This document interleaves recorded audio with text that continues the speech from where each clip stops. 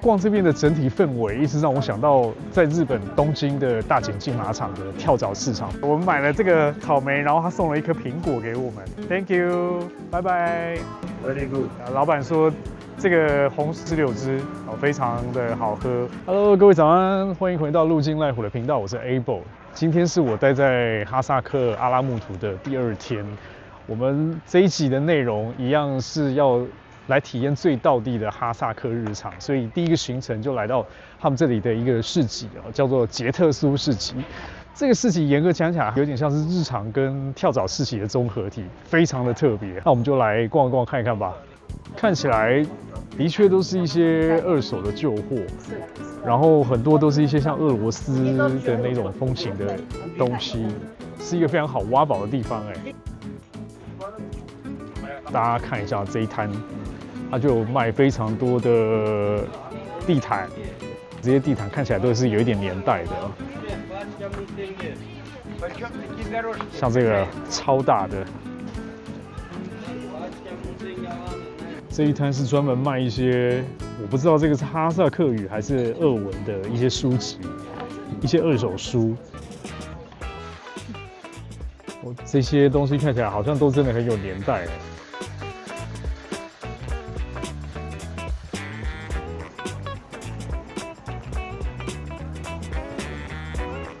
这家店很酷哦，感觉上是卖一些军事的东西，然后这边有卖很多苏联时期的徽章。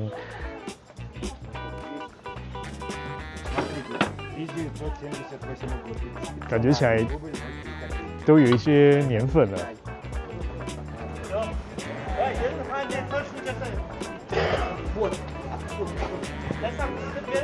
这边这个杰特苏市集非常的大，范围实际上有多大我不晓得，什么东西都卖哦，就从衣服，然后到旧货到一些农产品，然后跟日常生活用品全部都有卖。然后我刚刚看到有一些，他甚至连那种旧马桶他都卖发电机那个一些工具所以如果认真想要找旧货的话，来这边可以逛个一整天。不过他们通常都是到差不多中午12点到下午1点左右就开始慢慢收摊了，所以要来这边的话，真的是要早点过来。大家有没有看到中间那一块那个龙的铜盘应该是铜盘吧？我觉得也非常好看。这个应该都是苏联时期的奖章非常的漂亮。然后这里还有好多的旧钱币，全部都用胶带这样粘起来，排得整整齐齐的。老板非常的友善。逛这边的整体氛围，一直让我想到在日本东京的大井竞马场的跳蚤市场。不过这边的规模，我觉得大概是大井竞马场的差不多应该有3-4倍我觉得搞不好3-4倍、4-5倍大应该有。从刚刚进来到现在，差不多逛了2-3个小时，不夸张，我不知道有没有逛到1/3，真的很大，范围很大。东西大部分都还蛮便宜的从几十块的哈萨克币，当然可能也有贵一点的，所以你要亲自一摊一摊自己去挖，慢慢挖，非常的杀时间。有没有看到远方那一片山脉？这个应该就是天山山脉，非常漂亮。现在走进来的这个巷子，全部都是货柜组成的，它的左边、右边都是一个一个货柜，然后把它叠上去。我觉得这家专门卖吊灯的店非常的漂亮老板娘自己在做这个手工的这个水晶吊灯这些也都是开在货柜里面的店家。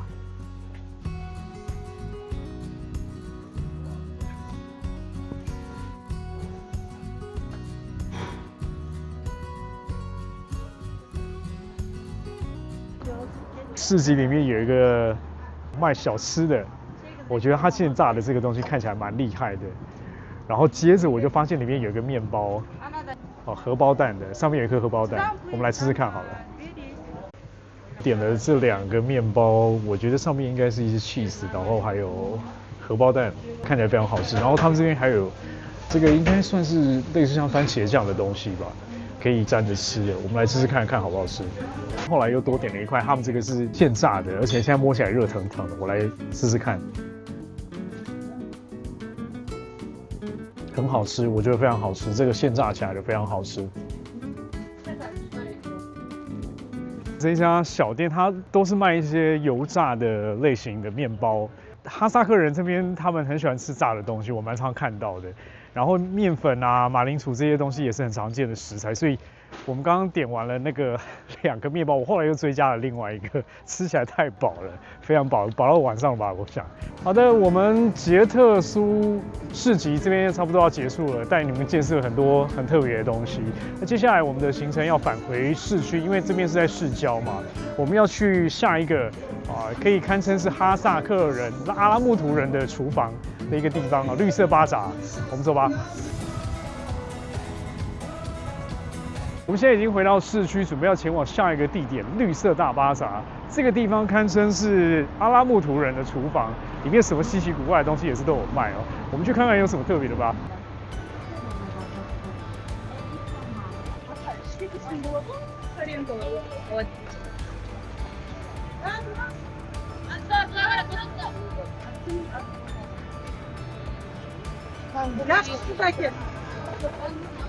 好热闹哦！我们随便找个巷子钻进去好了。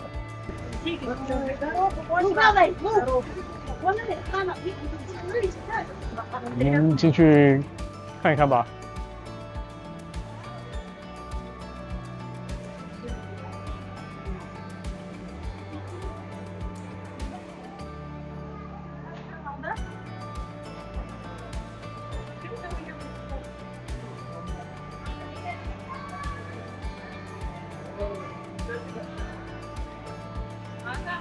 目前我们现在看到的这边好像都是卖水果，很多卖水果啊，然后卖这些像香肠啊、cheese 啊。哈萨克这边的水果种类也是蛮丰富的。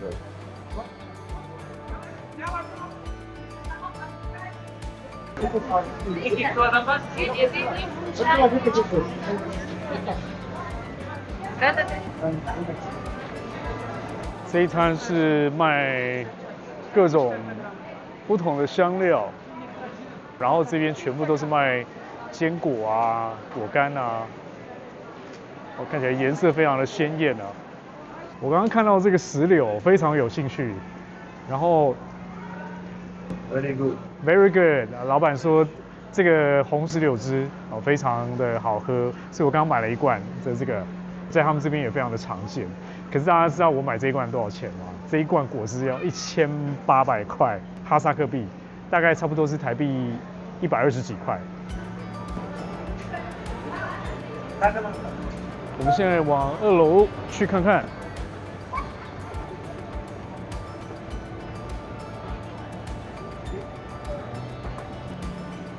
2楼这些地方看起来就像是在卖一些生活杂货啊，然后衣服啊这类型的东西。上面刚刚还有看到卖珠宝的，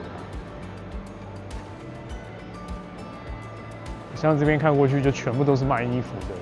不过他们这边绿色巴扎这边有好几栋啊，不是只有这一栋而已。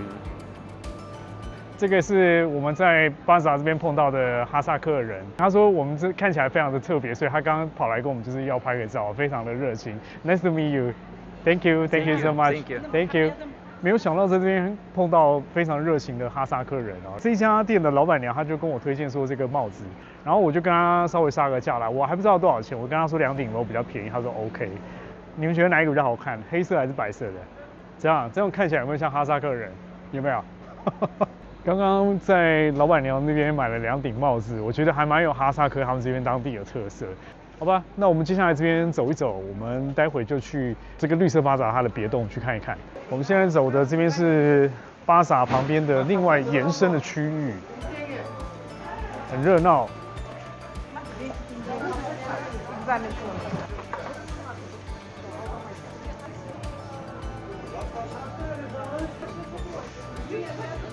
这些水果，还有火龙果，他们这里也有卖火龙果。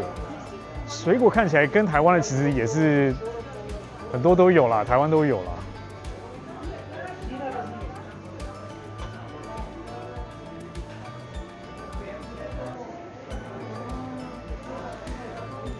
你们有没有发现，沿路上我们看到很多草莓？草莓在他们这边非常的普遍，而且我觉得他们的草莓比较结实，感觉起来都不会烂烂的。看到他们在拿的时候，也都是非常随性的用手在那边捞，好像一点都不感觉它会变烂了。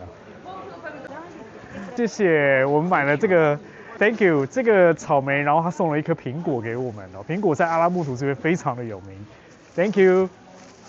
我手上的这一袋，1500块哈萨克币，还送了一颗苹果。超赞的，拜拜。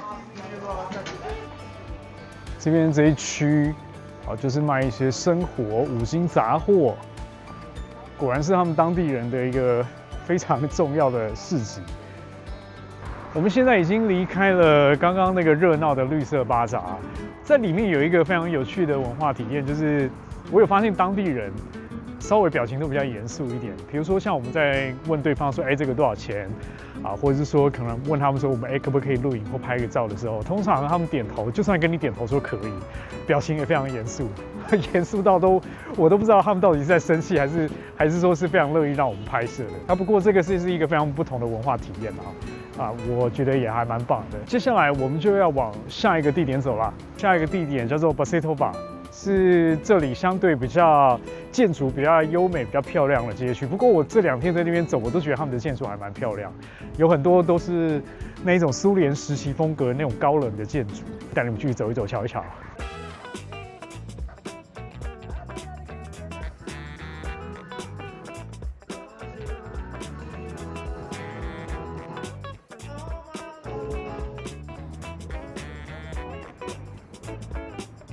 现在我抵达这个地方，就是刚刚说要去的 Bacetoba 这个街区。在以前苏联时期的时候，这边的房子全部都是当时的官僚跟一些精英居住的地方，所以这里的房子都比较高级。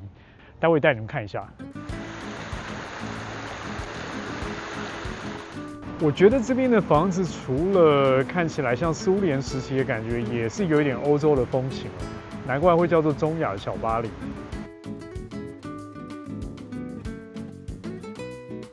在这个街区也有氛围非常棒的咖啡厅，就散落在这个街道里面。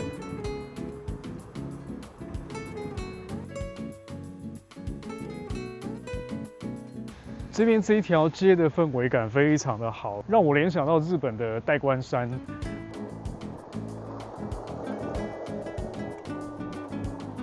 这座城市真的很像是被森林包围，所到之处全部都是树，难怪感觉这边的空气也特别好。我们一路上走着走着，就经过这个叫做哈萨克饭店这个是1977年盖的，在苏联时期曾经是阿拉木图这边最高的饭店。大家有看到它上面有一个很特别的标志吗？就像个皇冠一样。它的旁边这个是共和国宫，也是这边非常著名的一个地标。走的实在是太累了，受不了，所以我就研究了一下怎么骑电动滑板车。在阿拉木图这边到处都有电动滑板车可以租，像 Yandex 或者是 Bolt 都有。我们现在抵达的这个地方也是阿拉木图非常热闹的一个地区，有一个购物中心叫做 Doski， 据说这一栋建筑是厉害的建筑师设计的。我们去找一家咖啡厅，在这边休息一下。这里整体的氛围让我联想到台北的信义区或者是日本的麻布台之丘，非常有这种感觉。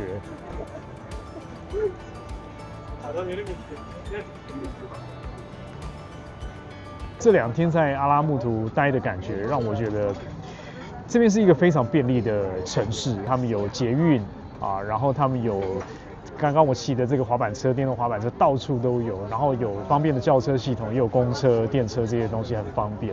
我来之前，有些朋友就觉得说，哈萨克是不是有点落后不太便利？相信你们看到这些影片，会大大的打破你们的这些想象。哈萨克如果想要度假的话，虽然它有点远，我还是蛮建议有机会可以来这边走一走、看一看。接下来在那边休息一下晚一点我要去吃个晚餐，我们再看看要去吃什么。现在是晚上7点多，这个商场晚上还蛮漂亮的点灯之后，它的品牌还蛮多的。左边这样可以看得到，上面有 Guess、有 Zara、有 Levi's 非常多很多品牌。昨天我在阿拉木图的市区有找到一家应该有点像是土耳其餐厅，它是卖沙威玛。我非常喜欢吃沙威玛，我看师傅在切那个肉的时候，感觉很好吃。OK， 那我们现在就去找那家餐厅吧。刚刚在那家咖啡厅的消费，大概点了2杯咖啡、1份甜点跟1份薯条，然后加了服务费，大概差不多花了台币600多块，我觉得还可以，跟台北的消费其实差不多。这2天待在这里，还有一个很深刻的感想是，觉得阿拉木图这里是设计给专门给人居住的城市。为什么这么讲呢？因为它有很多的设计都是为了人考量，比如说像人行道非常的宽大，还有另外就是规划给骑脚踏车或者骑滑板车的这种车道。另外这边这个城市非常干净，我觉得可能搞不好他们市长可能有强迫症，地上也没有看到狗大便，也没有看到什么烟蒂，城市的味道也都很好，没有什么臭味，我觉得非常的棒。路边这边的沿线大家看亮亮的这些地方，全部都是一些餐酒馆啊、咖啡厅啊。他们这边很流行咖啡跟酒合在一起，然后还有卖甜点跟面包。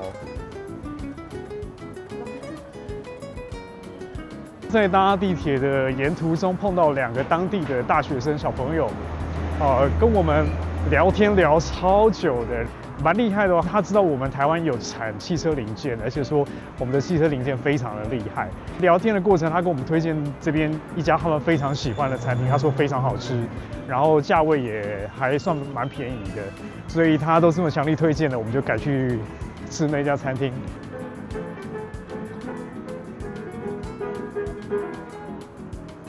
这一家就是刚刚2位可爱的大学生强力推荐，我们一定要来吃这一家，我们走吧。等了超久的，大概差不多等了快30分钟，我的东西才来，可能是因为现做的啦。这个套餐的概念，它大概有点像是把馕饼做成像汉堡，附了一个汤，居然有薯条，然后还有一些这个配料。这个就是他们的那个馕饼，它里面就加一些这个馅料，看起来其实蛮像汉堡，但又有一点点类似像沙威玛的那种感觉。从那家餐厅出来了，真的是很好吃，难怪大学生他要这么强力推荐这家餐厅给我们吃。价位其实也还不错，因为我们2个人这样点2个套餐，这样子才2个人吃了大概台币快500吧，好像还不到，我觉得非常的划算。只是因为哈萨克他们这边的食物都稍微有点咸吃不太习惯而已，但很美味。跟大家讲一件很有趣的事情，在路上突然有路人就跟我们搭讪，来跟我们聊天，聊到一半他突然跟我们推荐那个冰淇淋，你们一定要来吃手工的。但是要结账之前，我就跟他们说，我们有足够的现金，我可能要用刷卡，我要先刷看，要不然刷不过就完蛋了。一试果然是不行，因为台湾人好像在这边刷信用卡，不知道是什么样的关系，所以很容易刷不过。正准备要离开的时候，他们老板居然就直接做了一杯我手上的这个 ice cream，就直接请我们吃。哈萨克人未免也太友善了吧！非常棒的一个体验，我非常喜欢阿拉木图。今天这一集的影片到这边差不多要结束了，我们带大家去了很多地方，我非常喜欢阿拉木图今天是我们待在这边的最后一天。下一集我们即将要出现在另外一个国家，哪一个国家我们就先卖个关子。希望你们喜欢这一集影片的内容，喜欢的话欢迎给我们超级感谢，加入我们的会员频道也欢迎帮我们的影片按赞、订阅、开启小铃铛。我们就下一集见啦，拜拜。